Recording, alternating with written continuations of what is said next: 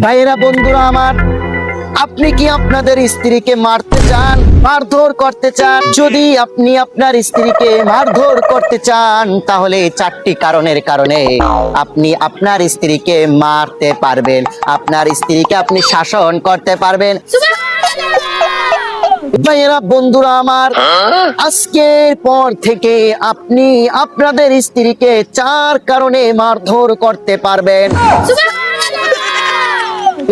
আপনাদেরকে আমি বলে দেব কোন কোন চারটি কারণে আপনি আপনার স্ত্রীকে মারতে পারবেন, আপনি আপনার স্ত্রীকে শাসন করতে পারবেন। জেনে নি, এক নাম্বার কারণ হচ্ছে, আপনি যদি আপনার স্ত্রীকে বলেন বিবি তুমি এখন সাজো, তোমার বিবি যদি তোমার কথা শুনে না শুনে যদি সাজ না করে তাহলে তুমি সেখানে স্ত্রীকে মারতে পারবা। এই বেটা, চুপ চুপ, জায়গা থেকে বেজায়গায় সুবহানাল্লাহ, এই জায়গায় কি সুবহানাল্লাহ বলার জায়গা? তারপরে দুই নাম্বার কারণ হচ্ছে, আপনার স্ত্রী যদি নামাজ তরক করে তাহলে আপনি আপনার স্ত্রীকে মারতে পারবেন। চুপ করো চুপ করো, এই জায়গায় সুবহানাল্লাহ বলা যাবে না। সুবহানাল্লাহ এই জায়গায় বলার জায়গা না, জায়গা থেকে বে জায়গায় সুবহানাল্লাহ বলবেন না। ছোট পোলাবান তো বুঝে না, এরা তো ছোট বাচ্চা, তাই কিছু বোঝে না, জায়গা থেকে বে জায়গায় সুবহানাল্লাহ।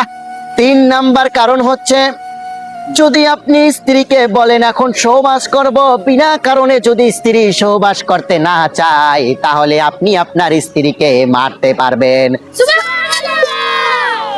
ওই মেয়া সাপেরা একটু দাঁড়ান, এখন একটা বাহি আছে, সেই যে আপনাকে ভালো মতন বুঝাইয়ে দিই, তারপরে আপনারা সুবহানাল্লাহ কইয়েন এবং ঘরে যাইয়ে বল লাগে পিটাপিটি করিলেন। চার নাম্বার কারণটা হইছে একদম সহজ বাবাই বুঝবেন, সহজ ভাবে বুঝবেন ভাইয়েরা বন্ধুরা আমার। চার নাম্বার কারণটা হচ্ছে, যদি আপনার স্ত্রী আপনার অনুমতি ছাড়া যদি ঘরের বাইরে যায় তাহলে আপনার স্ত্রীরে আপনি পিড়াইতে পারবেন, কোনো সমস্যা হইবে না। কিন্তু একটা বিষয় আছে, खत्म, bye bye, tata, goodbye, गया। কিন্তু ভাইরা বন্ধুরা আমার, এইখানে এমন একটি বিষয় আছে যে চারটি কারণে আপনার স্ত্রীকে মারতে পারবেন। এখন আপনারা আবার মনে করিয়েন না যে স্ত্রীকে মনে কয় এমন ভাবে পিটাইবেন, পিটাইতে পিটাইতে ঠ্যাং বাইঙ্গে দেবেন, হাত বাইঙ্গে দেবেন, মারতে মারতে বেহুশ কইরা ফালাইবেন। না না ভাই, আমার নবী করিম সাল্লাল্লাহু আলাইহি সাল্লাম বলেছেন তোমরা তোমাদের স্ত্রীকে শাসন করবা, কিন্তু এমন শাসন করবা না যাতে শাসনের পরিবর্তে শোষণ হয়ে যায়। ঠিক আছে ভাইয়েরা বন্ধুরা আমার, এইখানে শাসন করতে হবে ভদ্র সহকারে, নরম ভাষায় শাসন করতে হবে। এবার আসুন কিভাবে আপনারা আপনাদের স্ত্রীকে মারবেন। যেই মারতে পারবেন না, মেসওয়াক পরিমাণ যে লাঠি আছে ওই লাঠি দ্বারা হাতের উপরে হালকা মৃদুভাবে আঘাত করবেন, যাতে আপনার স্ত্রীর মোটামুটি একটু শিক্ষা হয় যে স্বামীর কথার বাইরে চলা যাবে না। কিন্তু আপনি এখানে এই কাজ কোনোদিনও করবেন না, স্ত্রীর গায়ে কিন্তু জোরভাবে হাত তুলবেন না, যাতে আপনার স্ত্রী আপনার উপরে কষ্ট পায়। আচ্ছা ঠিক আছে, একটু পরে ফোন দিতে আসি, তো একজন লোক আসছে আমার সাথে দেখা করার জন্য, আমি তার সাথে দেখা করে তোমাকে আবার একটা ফোন দিতে আসি। ঠিক আছে, তা ভালো থাকো। হুজুর আপনার কথা শুনে আজকে বউরে কুত্তার মতো বেটছি, কুত্তা বেটতে আগুর বাইতে ভেঙ্গে লাইছি। কি বলো তুমি? তুমি তোমার বউরে কুকুরের মতো মারছো? এটা কোনো কথা বললা? কুকুরের মতো মারছো? কেন মারছো তুমি তোমার স্ত্রীকে? কেন হুজুর, আপনিই তো বললেন আমার স্ত্রীর আপনি চার কারণে মারতে পারবো, এই কারণেই তো যাই বেটছি কুত্তার মতো।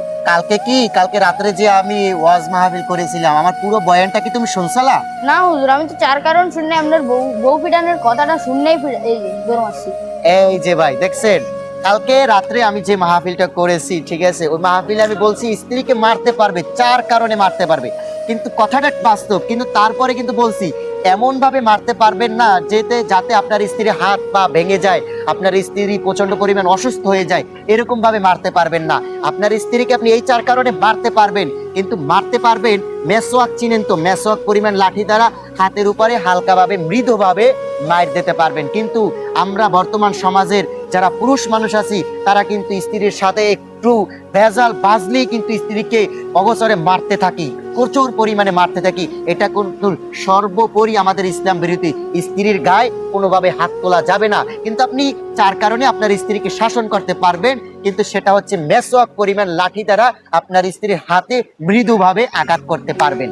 ঠিক আছে সম্মানিত ভিউয়ার্স, যদি আমাদের এই ভিডিওটা দ্বারা আপনি বিন্দু পরিমাণ শিক্ষা পেয়ে থাকেন এবং আমাদের এই ভিডিওটা যদি আপনার কাছে বিন্দু পরিমাণ ভালো লেগে থাকে, তাহলে অবশ্যই সালমান ফার্সি স্টুডিও ইউটিউব চ্যানেলটাকে সাবস্ক্রাইব করে সাথে থাকবেন এবং সালমান ফার্সি স্টুডিও ফেসবুক পেজটাকে ফলো করে আমাদের পাশে থাকবেন, যাতে আপনাদের মাঝে আমরা ইসলামিক শিক্ষণীয় নিত্য নতুন ভিডিওগুলো পৌঁছে দিতে পারি। ধন্যবাদ সবাইকে। আসসালামু আলাইকুম ওয়া রাহমাতুল্লাহ।